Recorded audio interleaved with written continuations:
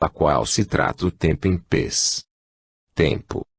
As mensagens de pes, conforme vimos repetidamente, não se limitam a eventos do presente, como não se restringem a localizações próximas.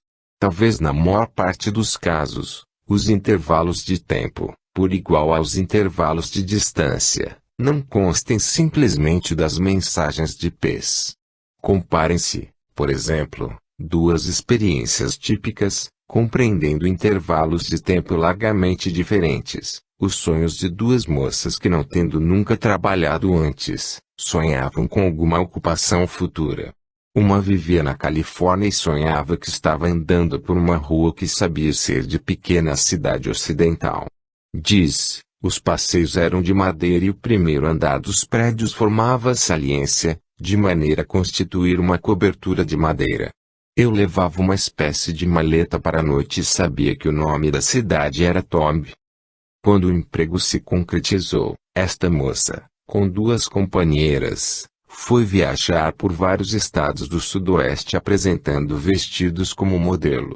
Pararam em Tombstone, no Arizona, uma noite para jantar e ela andou por passeios de madeira, como diz, levando a inevitável caixa de modelos do tamanho aproximado de uma maleta, como no sonho. A segunda moça, do Texas, sonhou que era criada trabalhando para um casal que tinha filhos e ficou particularmente impressionada no sonho com a mobília da sala de estar. Diz, vi um aparador alto de ébano com acabamento parecendo cetim com ramos de flores brancas de cada lado. A parte de cima era toda em vidro com as portas fechadas. Dentro, viam-se nas prateleiras pequenos bibelôs verdes parecendo de jade e estatuetas chinesas esquisitas semelhantes a ídolos ou imagens com aspecto de dragões. Mais tarde, em outra cidade, empregou-se como criada, em casa de um casal que tinha 2 filhos pequenos. Quando entrei na casa e virei-me para colocar minhas malas no vestíbulo, vi-me diante do aparador chinês dos meus sonhos. Nas prateleiras de ébano vi figuras verdes, ídolos e dragões chineses colocados por trás das portas de vidro fechadas. Caracteristicamente, os 2 sonhos realistas representavam detalhes que mais tarde se revelaram verdadeiros. Antes que assim acontecesse, verificou-se uma série de acontecimentos, mas não se aludiu ao tempo necessário para que ocorressem em qualquer dos 2 casos. A moça que foi para Tombstone diz, respondi um anúncio para trabalhar no escritório de uma fábrica de tecidos. Não ocupei esse lugar, mas assinei um contrato para fazer uma viagem naquele verão com o gerente, a esposa e 3 outras moças. Devíamos percorrer a Califórnia do Sul, Arizona e Novo México e o gerente resolveu que parássemos em Tombstone para jantar. E a moça do Texas escreve, passaram-se anos e no curso do tempo minha mãe faleceu e comecei a trabalhar fora, ora numa ocupação, ora em outra. Mudei-me finalmente para Houston, onde aceitei o emprego de criada com um casal que tinha 2 filhos, isto é 26 de dezembro de 1952, 17 anos depois do sonho. Todavia, cada experiência precognitiva ajusta-se a tempo futuro específico mesmo que não se leve em conta o intervalo de tempo. Pode ser momento muito exato e específico, como no caso da moça canadense que teve uma noite e um sonho que, conforme conta, estava em um quarto pequeno que tinha uma única lâmpada pendente do teto. Havia muitos cartazes ou quadros nas paredes, e em um canto via-se uma secretária antiga com um telefone antigo do tipo de pé. Um homem estava escrevendo na secretária quando o telefone tocou. Atendeu, dizendo, sim, Emma, 1 libra de dentes de alho e 1 dúzia de laranjas, vou levar. Estavam neste mesmo quarto mais 3 moças, mas não me era possível dizer quem fossem. Uma a uma saíram e voltaram dentro de 10 minutos. Quando chegou a minha vez, acordei. 2 dias depois eu tinha de submeter seu exame de motorista. Viam-se 3 outras moças que tomavam lições juntamente comigo. Tínhamos de sair uma de cada vez. Entramos em um pequeno escritório que era exatamente o que tinha visto no sonho. O velho estava enchendo os formulários quando o telefone tocou. Disse as mesmas palavras que eu ouvira dizer. Fui a última a submeter-se ao exame e cada uma das moças tinha demorado fora uns 10 minutos. Todas, naturalmente, estávamos nervosas. Eu estava muito agitada, vendo que tinha vivido antes esta cena.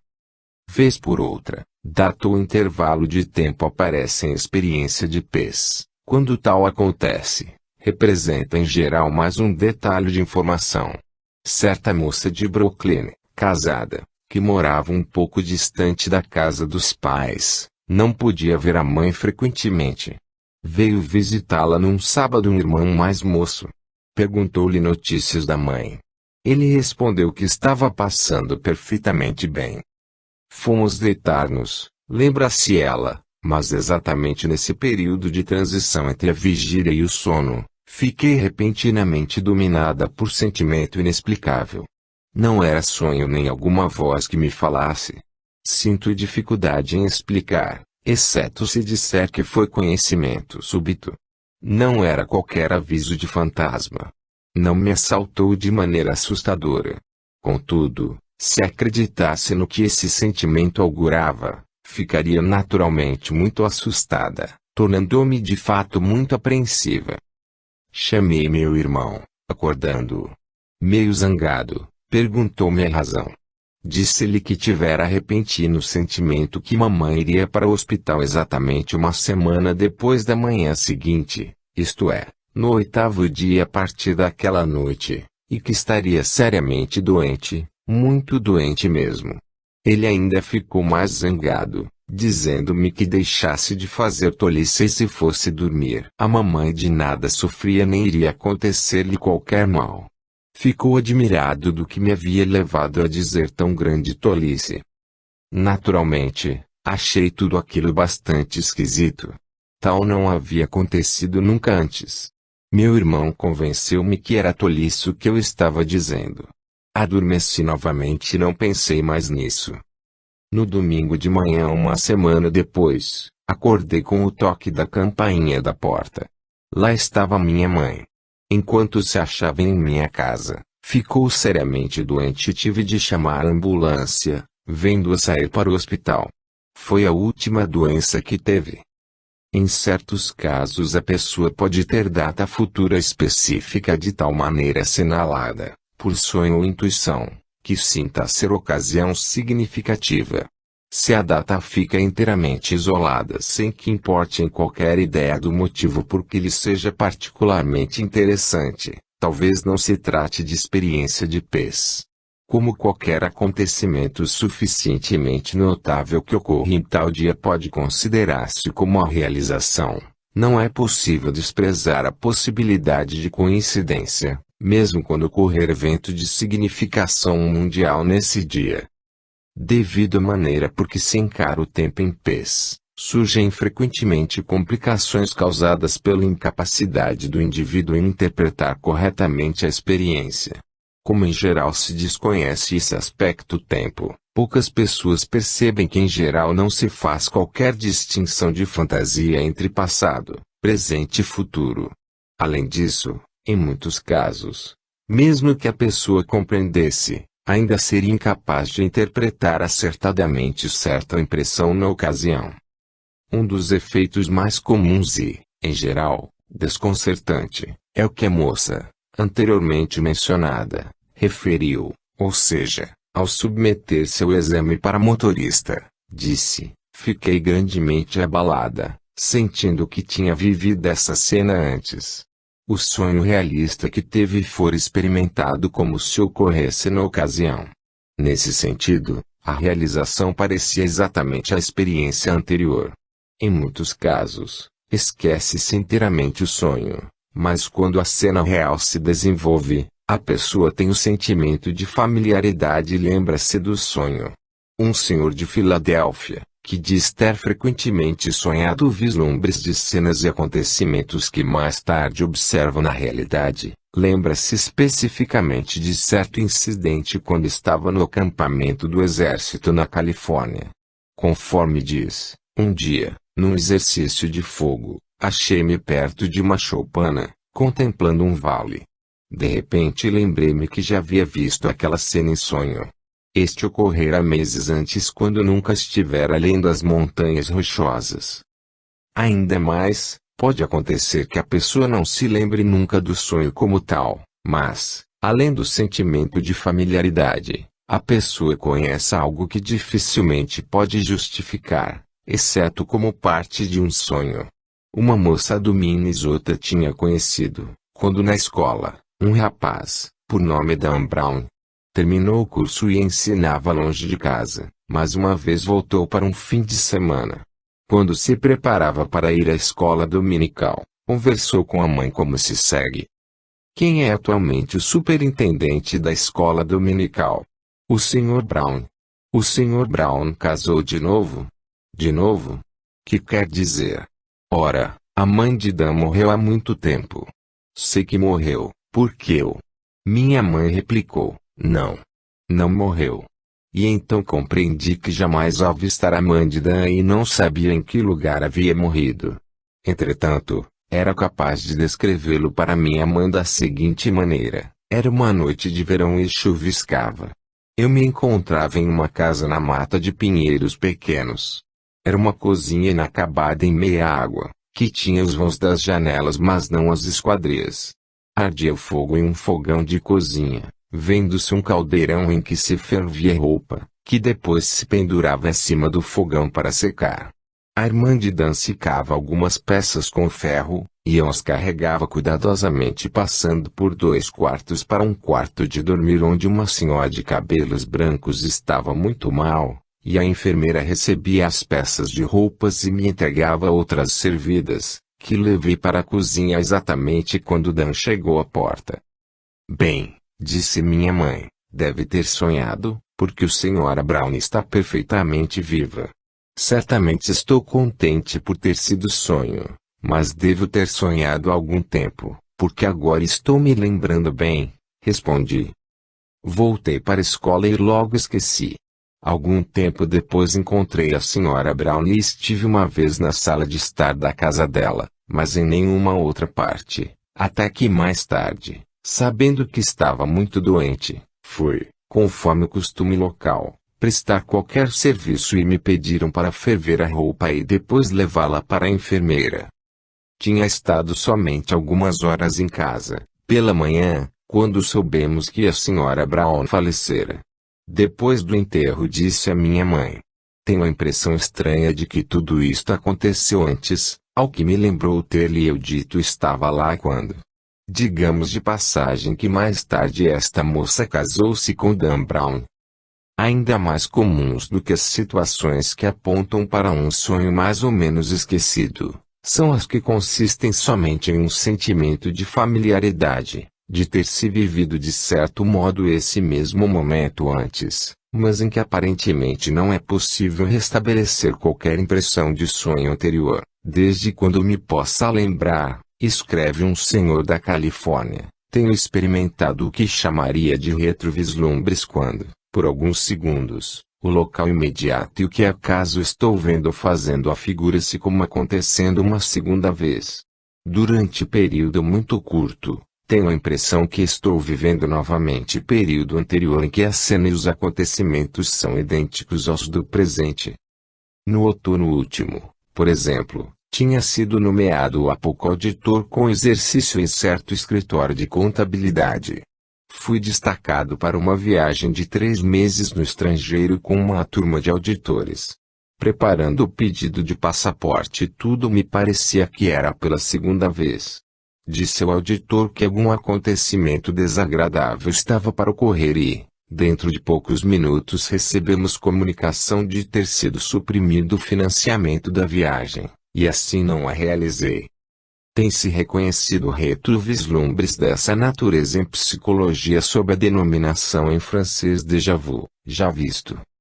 Tem sido explicado de várias maneiras, como lembrança intuitiva, esquecida, de certo indício, como palpite arguto semiconsciente, ou como vaga semelhança da cena presente com alguma ocorrência passada só obscuramente parecida.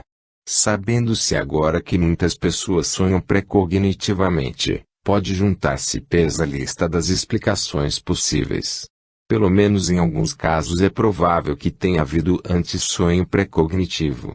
Pode ter-se a certeza que não somente se esquecem muitos sonhos, mas também só é possível lembrá-los de maneira fugaz. Mesmo assim, deixam vestígio suficiente para produzir o sentimento de familiaridade quando se vive realmente o momento. Como as impressões precognitivas não trazem qualquer indicação de tempo, surgem facilmente diversas confusões. Pode considerar-se como pertencente ao futuro certa mensagem de peso relativa a um acontecimento quando ocorre realmente na ocasião ou já ocorreu anteriormente. Uma senhora de Massachusetts recolhera-se à maternidade. 3 horas depois do filho nascer, ela acordou repentinamente, conforme conta, coberta de suor e em lágrimas por ter sonhado que meu irmão estava recolhido a um hospital em consequência de sério acidente de automóvel. Vi no sonho chegar um médico que comunicou a mim e ao meu marido que meu irmão não sobreviveria. Acordei nesse ponto e passei 2 dias sem dormir. Pensei constantemente no sonho enquanto estive no hospital e mal pude esperar por minha mãe para contar-lhe o que sonhara e pedir-lhe que fosse mais carinhosa para com ele do que tinha sido no passado, visto ter compreendido pelo sonho como ficaríamos consternados se lhe acontecesse algum dia algo de sério. Quando deixei o hospital e fui para casa, a primeira coisa que fiz foi contar o sonho à minha mãe, e ao fazê-lo, as lágrimas lhe corriam pelas faces. Disse-lhe então, ora não chore, é somente sonho. E aí me disseram que era verdade. Meu irmão sofrera sério acidente e estava no hospital há quase um mês, tendo tido comas sucessivas e ainda lá estava. O acidente tinha-lhe atingido o crânio, o pescoço e a coluna vertebral e ele delirava a maior parte do tempo, quase como louco. Não me haviam dito nada antes devido ao meu estado. Viviam em cidades distantes 170 quilômetros uma da outra. Foi um dos fatos mais estranhos que até hoje se deu comigo. Mesmo quando o acontecimento ocorreu em passado mais distante, a pessoa imagina como ocorrendo então ou em vésperas de ocorrer. No verão de 1934, uma moça foi com um grupo de outras estudantes passar as férias à beira-mar. Foi para a casa de um médico e senhora. Ambos estranhos, pois não estivera nunca nessa localidade. Lembra-se, quando me estava preparando para deitar, notei na mesa perto da cama a miniatura de bonita moça. Estudei-a por alguns momentos, impressionada com o aspecto espiritual verdadeiramente extraordinário do belo rosto. Dentro em pouco adormeci e foi pela madrugada que tive este sonho ou visão. Vi um trem que se adiantava sobre mim. Ouvi o ranger dos freios quando parou a pequena distância. Muitas pessoas vieram correndo e eu fiquei perto da locomotiva olhando para um rapaz que tinha parte do corpo presa debaixo das rodas. Estava calmo e olhei-lhe o rosto com grande simpatia e admiração pela sua coragem. De repente fiquei muito agitado e procurei dizer às pessoas que era preciso ir buscar a ambulância. Depois percebi que havia alguém do outro lado do trem. Parecia que o sabia. Agitei os braços das pessoas e procurei dizer-lhes, mas ninguém me deu atenção. Enquanto assim fazia, bateram na porta e acordei. Era a mulher do médico que me trazia água quente, porque estava em uma fazenda.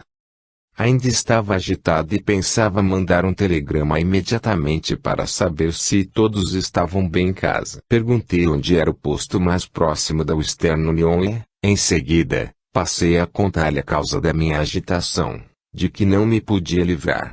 Disse-lhe que acabava de ver terrível acidente, em que morrera um jovem e como a cena parecia real. Ela ficou muito séria e disse, acaba de descrever o acidente em que minha filha e o namorado morreram perto daqui. O retrato dela está em cima desta mesa. Acharam primeiramente o rapaz e não sabiam que outra pessoa também morrera. Até que encontraram o corpo da minha filha do outro lado da linha. Perguntei-lhe quem ocupava o quarto em que eu estava e ela me disse que era a filha. Teria eu lido a lembrança da natureza, um pensamento da mãe tinha imprimido em mim ou o quê? Frequentemente, não é possível interpretar correntemente uma experiência até a realização final, por estar combinado um elemento de peso à lembrança do passado. Por esse motivo, somente mais tarde é possível desembaraçar um do outro. A experiência seguinte ocorreu a uma senhora sueca na noite de 3 de março de 1954, a qual é conhecimento pessoal da autora.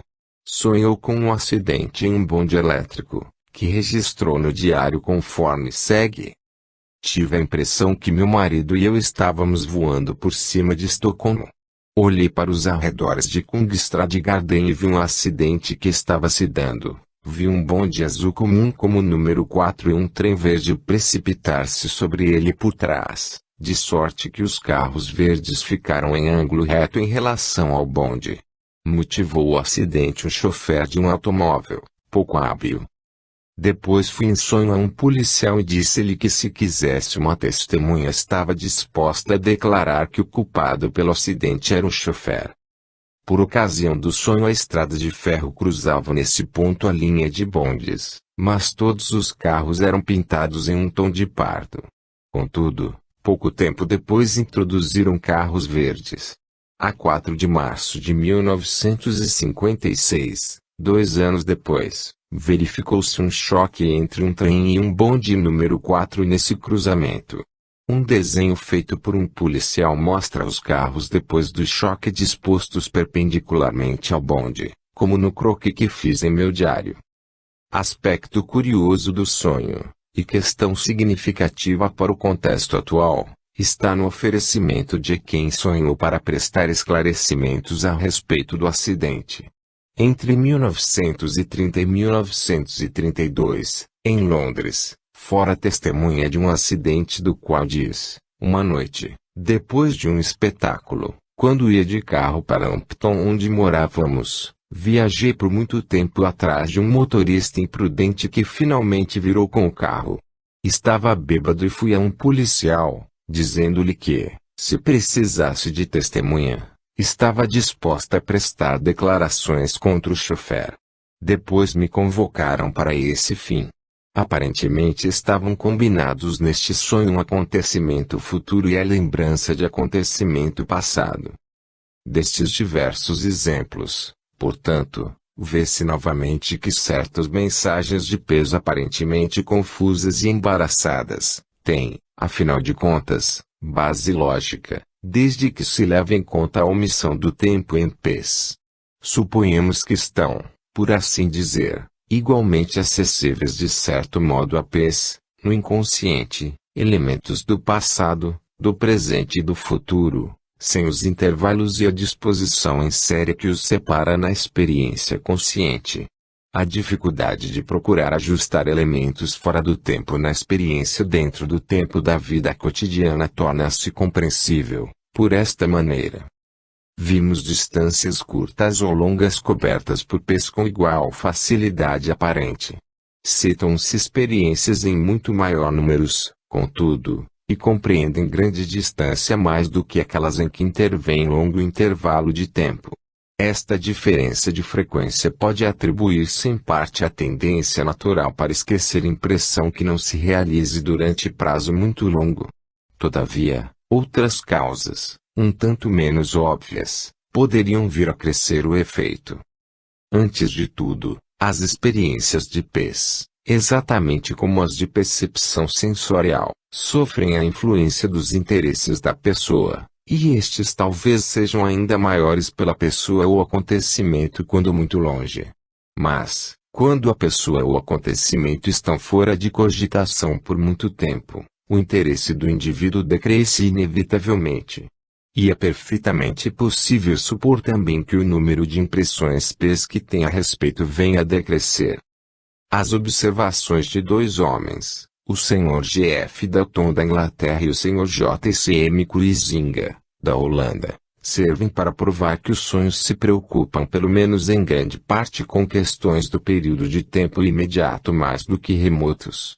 Os dois fizeram separadamente comunicações em 1954 à Revista da Sociedade de Pesquisa Psíquica, de Londres. Cada um deles tomou nota dos próprios sonhos. Depois compararam os sonhos com os acontecimentos mais parecidos e verificaram que o número de semelhanças era maior durante os dias que se seguiam imediatamente aos sonhos, decrescendo depois rapidamente. Não se dispõe de meio algum para saber se os sonhos semelhantes aos acontecimentos do dia seguinte resultaram de peso ou são semelhantes por acaso.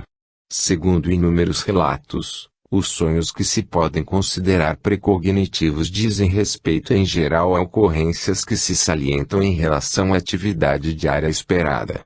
Como dos relatórios desses homens não constava o teor dos respectivos sonhos, não é possível concluir se as observações que fizeram compreendem ou não P's. Todavia, mesmo que fosse possível mostrar que a coincidência dos sonhos era devida realmente a P's, a queda rápida seria naturalmente de esperar. É de supor que na maior parte das vezes as pessoas tendem a deixar que o futuro mais distante cuide de si mesmo, exatamente como fazemos em relação a acontecimentos vindouros, como a morte ou os impostos. Não é possível conceder-lhes a atenção permanente que dispensamos aos negócios do presente. De qualquer maneira, a atuação atual de P's não fica afetada pela distância como tal, ou pelo tempo como tal. Em experiências de laboratório compreendendo longas distâncias, quando o sujeito e o experimentador estavam muito longe um do outro, aumentava a motivação a favor do sucesso, e os resultados eram em geral tão elevados e às vezes ainda mais elevados do que quando os dois estavam perto um do outro. Em experiências de precognição, igualmente, quando se faziam variar os intervalos de tempo, os resultados não revelavam qualquer vantagem de prazos curtos sobre prazos longos, se o sujeito estivesse igualmente interessado no resultado quando em causa tempo mais longo. Em pesquisa recente, um sujeito marcou pontos consideravelmente mais elevados em experiências cobrindo um ano do que em outras realizadas da mesma forma cobrindo tão só 5 dias.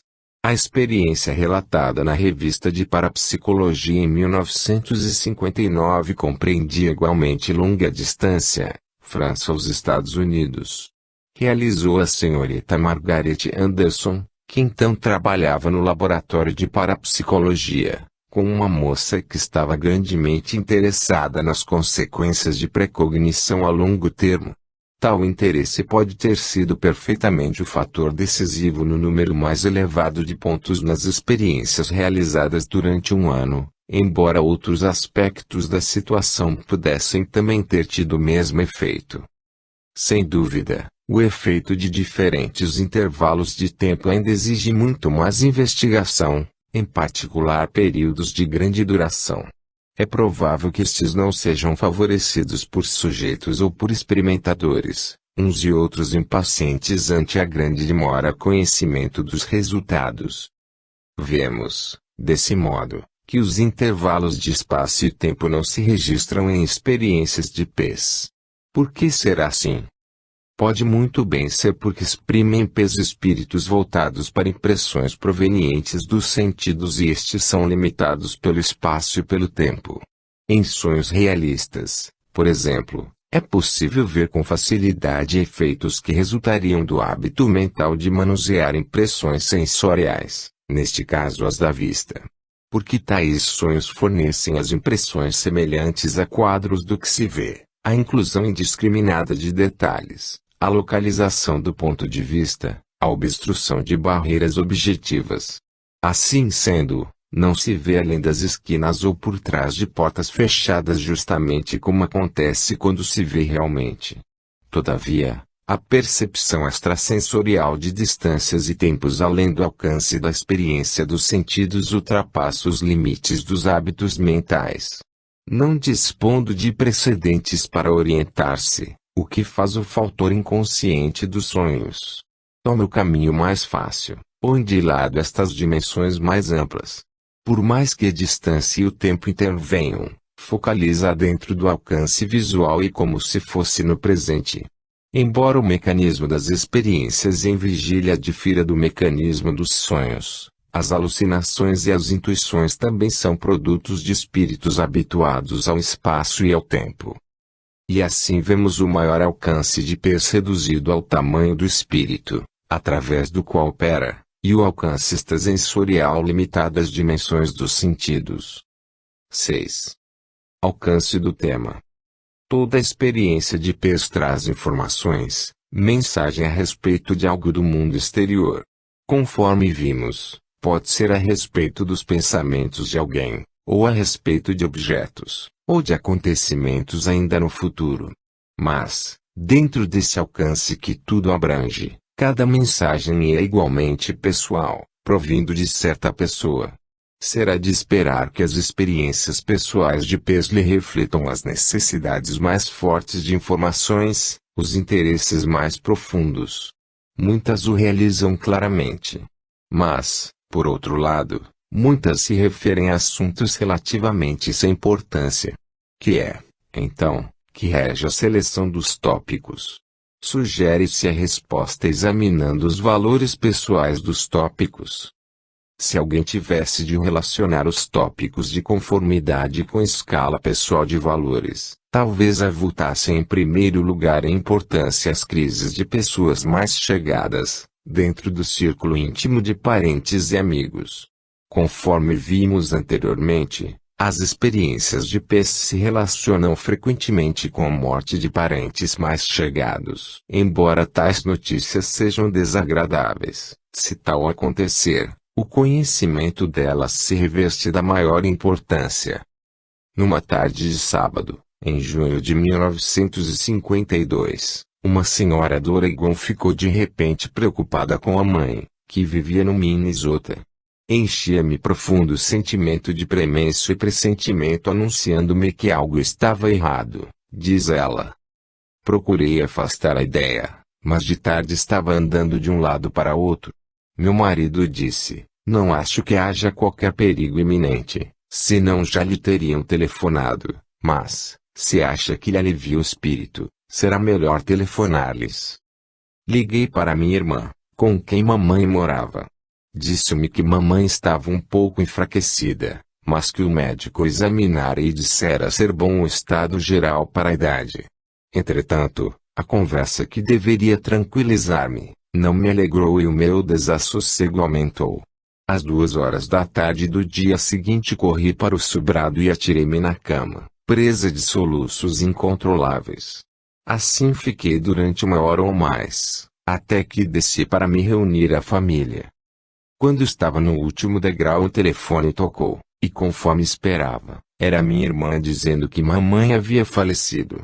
Automaticamente disse: às 3 horas pelo nosso tempo, 5 horas aí sim, respondeu-me, juntando, se tivesse pressentimento, teria dito para você vir ontem. O que me intriga é ter adivinhado, vivendo a 3.300 quilômetros de distância o que minha irmã que vivia lá mesmo não adivinhou. A morte mesmo de um amigo casual também teria grande importância. Uma senhora do quinto que tinha sido incapaz de manter a correspondência com as amigas depois do nascimento do segundo filho e sentia-se especialmente arrependida porque não escrevera a Betty, uma sua amiga, que estava tuberculosa.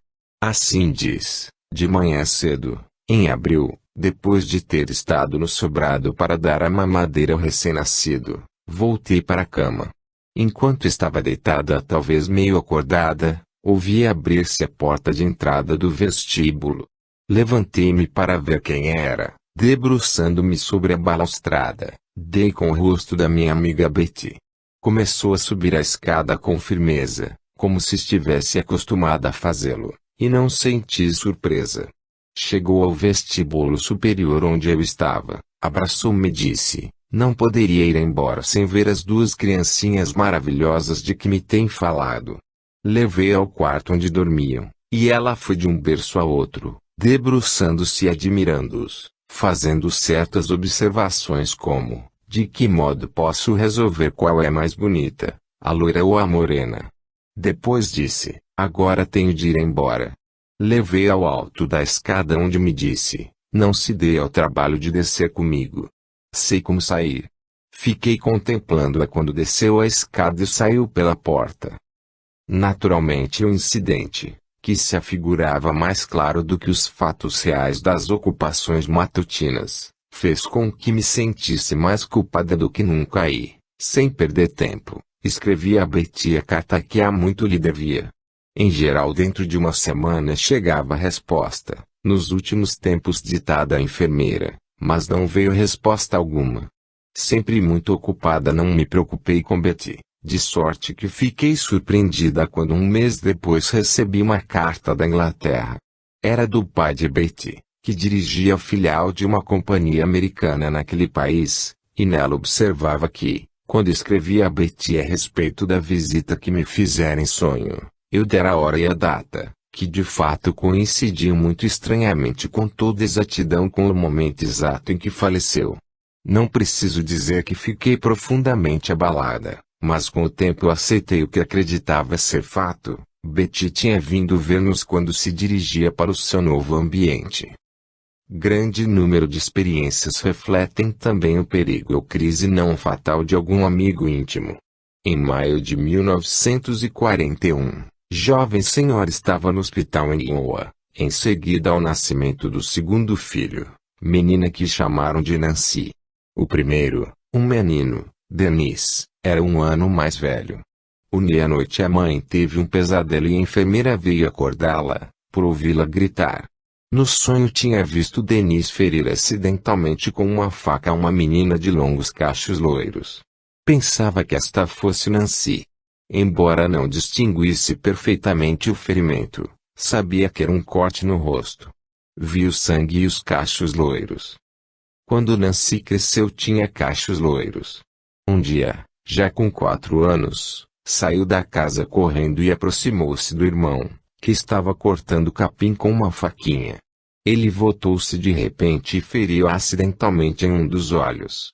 A mãe viu de novo os cachos dourados e o sangue, que tinha visto há 4 anos. Os eventos importantes destas experiências e de muitas outras em casos precedentemente descritos revestem-se de aspecto trágico ou quase trágico. Mas, nem sempre os eventos sérios que constituem tema de P são trágicos. Uma experiência de P pode também refletir alegre crise. Quase ao fim da Segunda Guerra Mundial, uma senhora do estado de Nova York soube que o marido estava retido em campo de concentração na Alemanha. Não tínhamos recebido qualquer carta dele durante os últimos meses do seu aprisionamento. Ao terminar a guerra na Europa, chegavam notícias quase diárias de campos liberados. Nunca se mencionou o campo em que estava meu marido e cada vez ficava mais preocupada com a segurança dele. Todos notavam como estava triste, e sentia-me realmente deprimida com esta aflição constante. Na noite de 18 de abril tive de repente a impressão que meu marido estava salvo. O rádio referiu-se aos prisioneiros, mas não ao campo em que estava meu marido. Acho que foi o comunicado do rádio que me fez começar a pensar. De qualquer maneira, estava certa de que ele estava salvo. No dia seguinte o patrão e as amigas me perguntaram se tinha recebido boas notícias, por me verem tão satisfeita. Respondi que não recebera uma palavra sequer, mas que tinha certeza que meu marido estava salvo. Escrevi a data no caderno de notas que mantinha e, em seguida, dia em que soube ter sido Henrique liberado. A 30 de abril recebi um telegrama dele, vindo da Inglaterra, e quando chegou em casa contou como ele e um companheiro tinham fugido de um grupo de prisioneiros que iam transferidos para outro campo. Esconderam-se nas florestas durante vários dias até que viram, a 18 de abril, surgir tanques ingleses pela estrada. Saíram da mata e os soldados lhes deram alimentos e providenciaram a volta para a Inglaterra. Entre os tópicos mais decisivamente agradáveis compreendidos por peso encontra-se às vezes uma informação desejada. É como se a pessoa tomasse conhecimento do que deseja saber exatamente como se ficasse sabendo de notícia pouco auspiciosa que tem mesmo de saber. Um casal de Pensilvânia, que em vão tinha esperado um filho durante anos, resolveu finalmente pedir uma criança em uma agência de adoção. Depois de mais alguma espera, receberam um chamado para ir ver uma criança. Na véspera, a mulher disse: pedi a Deus que nos mostrasse de certo modo se a criança que íamos ver era a que ele realmente tensionava que tivéssemos. De noite, em um sonho maravilhoso, vi uma cabeça de cachos dourados repousando no ombro do meu marido. Não cheguei a ver o rosto da criança, mas sabia que devia ter mais ou menos 2 anos. Fiquei admirada, porque esperávamos receber criança muito mais nova. No dia seguinte, na agência, estávamos sendo levados a uma sala, quando vimos a ama tirando a touca de uma cabeça de cachos loiros. Antes que ela tivesse voltado nosso pequeno Jimmy para que lhe víssemos os grandes olhos pardos e as faces rosadas, eu disse: é ele. Ficaram todos surpresos porque duvidavam que aceitássemos uma criança de 20 meses, por termos falado em uma criancinha de poucos meses. Este sonho maravilhoso realizou-se tornando minha vida feliz e completa. Sou muito grata. Entretanto, não se pode deixar de observar que o tema de grande número de experiências de PES é em geral muito sério, às vezes mesmo trágico. O motivo não é imediatamente evidente. Não pode ser porque a capacidade PES limita-se a temas trágicos, visto figurarem nas experiências de PES muitos eventos alegres. Se, portanto, não se deve à maneira pela qual a PES obtém informações, teremos de nos voltar para algo de mais profundo, na própria natureza humana, que torna os gritos e tragédias da vida mais merecedoras de notícia do que as alegrias. Ninguém poderá negar quando lê os jornais, que essa tendência humana é verdadeiramente real. Por outro lado, é preciso também reconhecer que as aparências são pelo menos em parte enganadoras nesta questão de predomínio da tragédia. Muitas experiências de PES que dizem respeito a circunstâncias sérias ou ameaçadoras, terminam felizmente. Tome-se, por exemplo, experiências como esta de certa mulher do Wyoming. Uma tarde foi ao dentista, deixando os 2 filhos de 2 e 3 anos com uma ama. Então, conforme diz, quando estava sentada na cadeira e o dentista tinha começado a trabalhar, senti de repente que nem tudo estava bem em casa. Quisera sair a correr do consultório, mas era impossível devido ao trabalho do dentista. As lágrimas começaram a escorrer-me pelas faces e fiquei emocionalmente transtornada. O dentista, naturalmente, pensou que me estava magoando ou que eu estivesse doente. Assegurei-lhe que não, mas pedi que se apressasse para que pudesse chegar em casa o mais breve possível. Era tudo quanto podia dizer. E era tudo quanto sabia. Quando cheguei em casa, a polícia estava trazendo o menino. Diariamente passava pela nossa casa um homem vendendo sorvetes. A ama deu ao menino 5 centavos e disse que podia ir comprar um sorvete. Depois entrou para ver alguma coisa dentro de casa. Quando o menino não voltou, ela foi até a frente do jardim, mas não pôde vê-lo em parte alguma. Foi ao circo, examinou a fonte e andou na rua para cima e para baixo. Não telefonou para o escritório do meu marido nem para mim no dentista como lhe havia recomendado se acontecesse qualquer coisa. A vizinha afinal chamou a polícia. Parece que uma mulher quase o atropelou na rua de Grant, de sorte que o apanhou e levou-o para a delegacia. Foi tudo quanto pudemos saber a respeito dos lugares onde tinha estado. O menino disse que a polícia lhe deu finalmente um sorvete, porque ele não pôde alcançar o sorveteiro. Tinha atravessado várias avenidas. As experiências precedentes dão uma ideia do alcance dos acontecimentos mais sérios e importantes que se observam em PES. Além disso, como vários exemplos já demonstraram, não faltam tópicos de nível mais baixo de significação pessoal.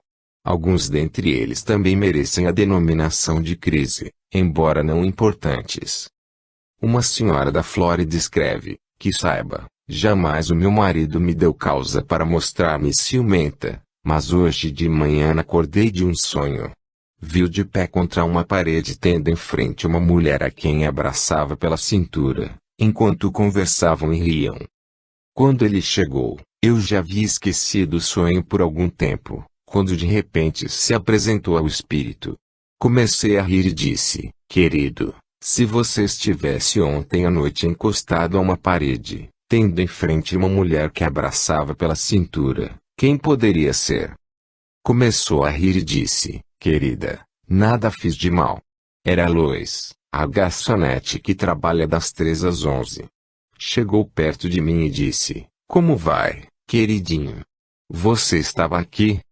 Comecei a caçoar a respeito do meu sonho, mas quando ele o confirmou não quis que soubesse, de sorte que disse ter ido em companhia do vizinho tomar uma xícara de café, mas quando vi não quis entrar.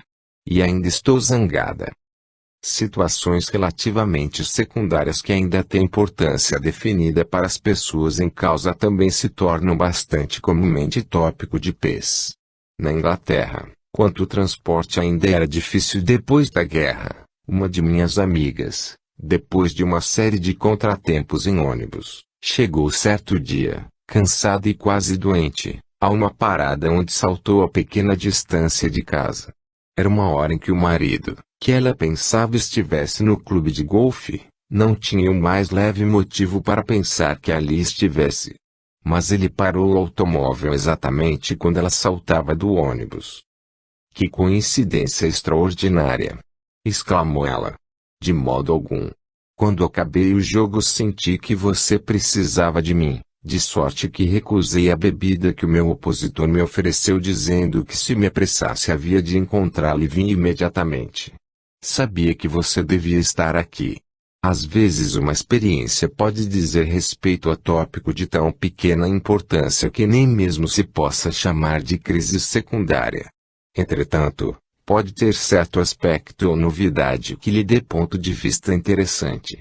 Certa moça do Wyoming teve uma experiência destas. Diz ela: vi-me sentada em uma pequena casa cheia de gente com a vizinha e uma moça desconhecida sentada em uma cadeira de balanço na minha frente. Eu comia macarrão ou espaguete mal cozido quando a moça disse: isto lhe vai muito bem. 6 meses depois a nossa vizinha comprou uma casa de 2 cômodos, há pouco construída, a uns 5 quilômetros da nossa, e fui visitá-la como igualmente o fazia uma sobrinha, a quem eu não tinha visto anteriormente. Eu tinha comprado um envelope de sopa de frango. Não sabia que existia ao tempo da premonição. Fiquei fascinada pela novidade de uma sopa em envelope de sorte que disse: suponho que vou provar disto.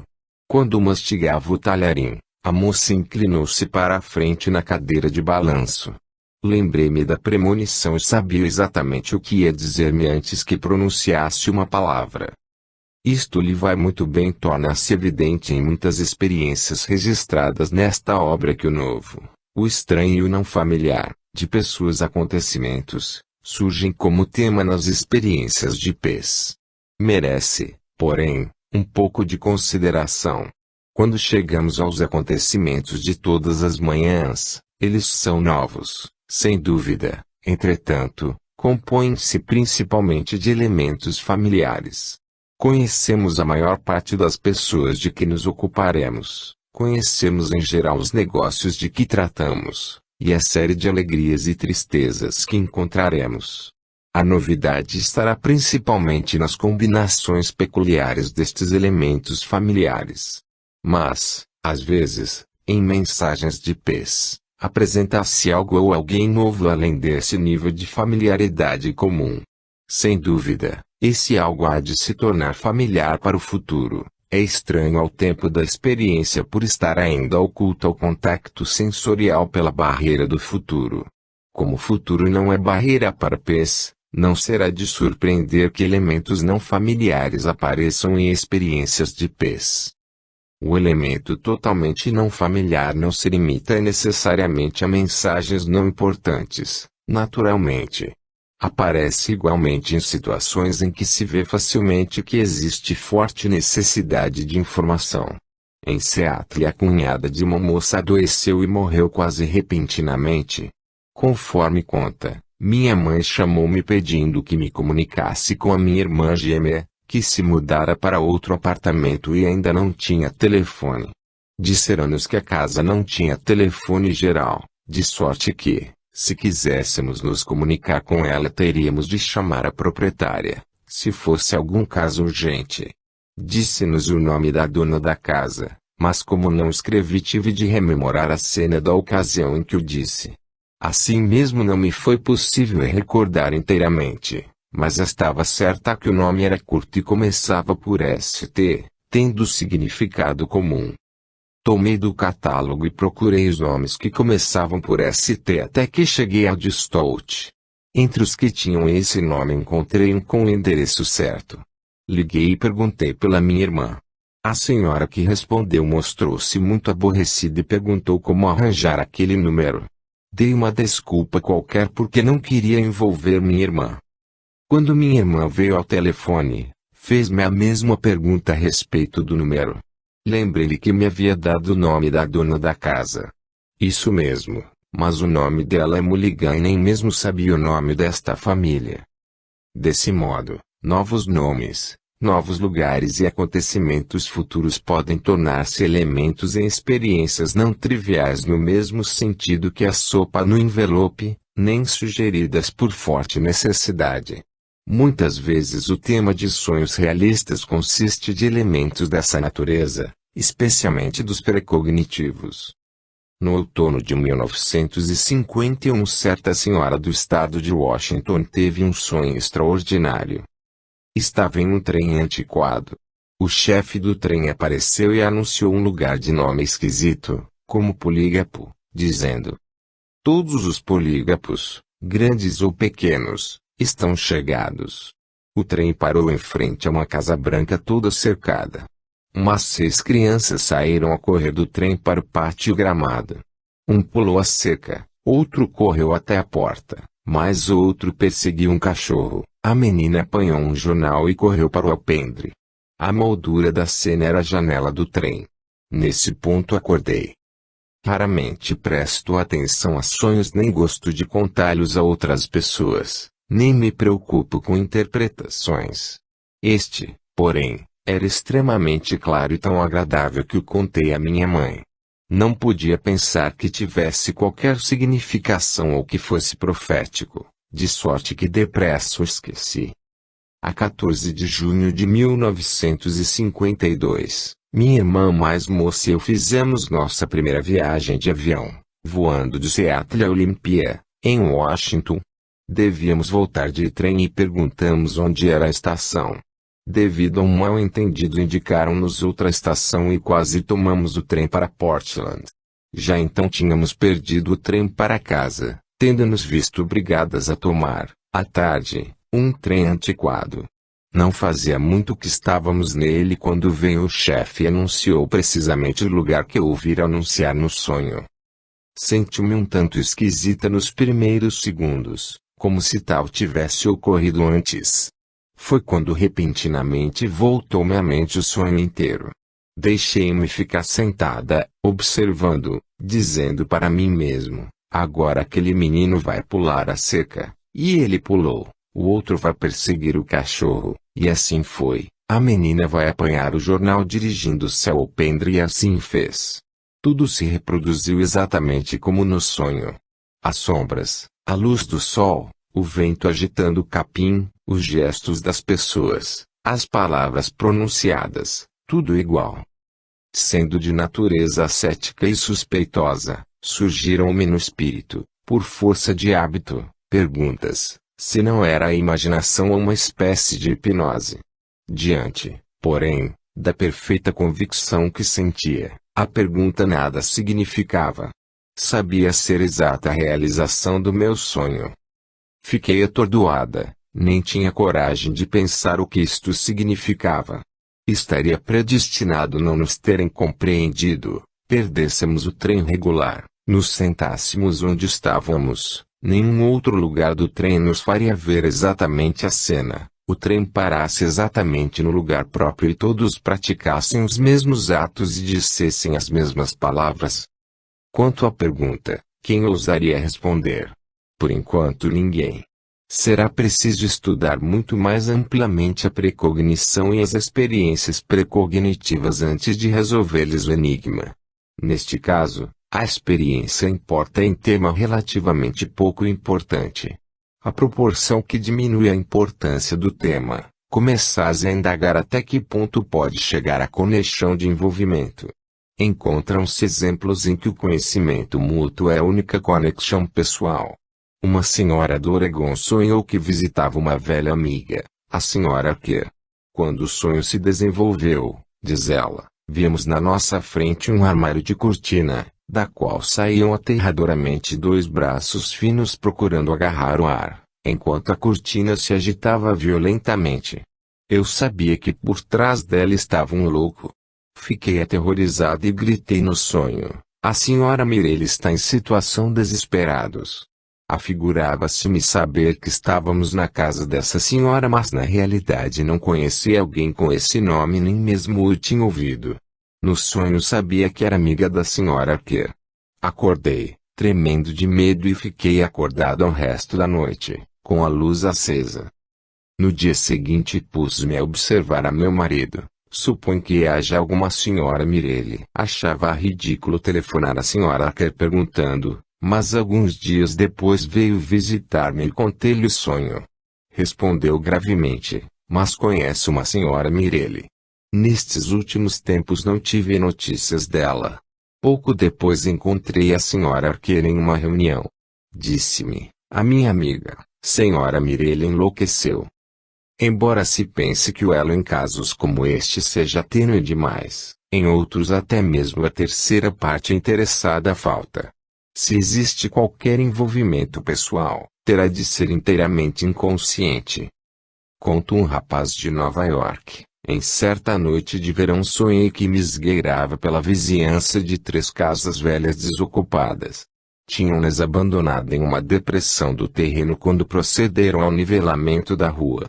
Quando elevaram o nível de 2 ruas que se cruzavam na esquina da propriedade, as casas ficaram a pouco mais de 3 metros abaixo da rua. No sonho entrei na casa de madeira do meio com uma cesta cheia de cavacos e uma lata de querosene. Acendi os cavacos, derramei o querosene por cima da pilha e lembro-me que tive todo o cuidado de conservar as chamas baixas até sair da casa. Lembro-me de ter engatinhado pelo lado da rua, onde esperei um pouco até ver sair as chamas pelo telhado onde faltavam tabuinhas. Nesse momento vi um homem que reconheci, correndo em direção à casa e o corpo de bombeiros aproximar-se. Aí terminou o sonho. Não liguei a menor importância ao sonho até a manhã seguinte, quando um vizinho veio ver meu pai e disse que a casa velha de John Henry na esquina da 4ª Avenida com a rua Maple tinha pegado fogo durante a noite. Nada disse do sonho até ficar a sós com meu pai. Mais tarde fui até o local do incêndio e vi que a casa do meio tinha pegado fogo e que o telhado estava queimado exatamente no lugar que eu havia visto no sonho. Se tivéssemos de supor, em um caso como este, que certo impulso inconsciente por aventuras explicasse a escolha desse tema pela pessoa, então no caso seguinte sem dúvida algum outro impulso ou interesse oculto teria de supor-se. Às vezes, por exemplo, seria motivo humanitário, como se deu com certa senhora do Tennessee. Uma noite teve um sonho, de que se lembrou no dia seguinte, o qual, conforme diz, exercia pressão tal sobre ela que dificilmente podia continuar a trabalhar. Referia-se a certa pessoa, inteiramente desconhecida. Persegui-me até que fui ver o catálogo dos telefones e lá encontrei o nome dela. Segundo me lembro, acho que se chamava S.N. Bide. Liguei para o número. A esposa atendeu. Expliquei-lhe como parecia ridículo contar-lhe o sonho que tivera na noite anterior a respeito do marido dela. Perguntou-me se o conhecia, ao que respondi que não só não conhecia como nunca ouvira falar dele. Disse-lhe em seguida que, conforme o sonho, ele deveria sofrer do coração. Isso mesmo, disse ela, mas como soube? Respondi que não sabia, realmente, mas sonhara simplesmente. Falei-lhe depois de umas mudas de roseiras que ele comprara e tinha procurado alguém que as viesse plantar, Mas o indivíduo que arranjou demorava a vir, de sorte que quando saiu de manhã para o trabalho disse que se o tal indivíduo não viesse ele mesmo as plantaria. Ela disse: tem razão, disse exatamente isso antes de sair para trabalhar hoje de manhã. De sorte que lhe disse para evitar que ele fosse plantá-las, pois se o fizesse com o coração como estava, como o risco de cair morto antes de acabar. Pediu-me que lhe descrevesse o marido conforme eu havia visto no sonho que fiz, e ela disse: bem, ele mesmo exatamente.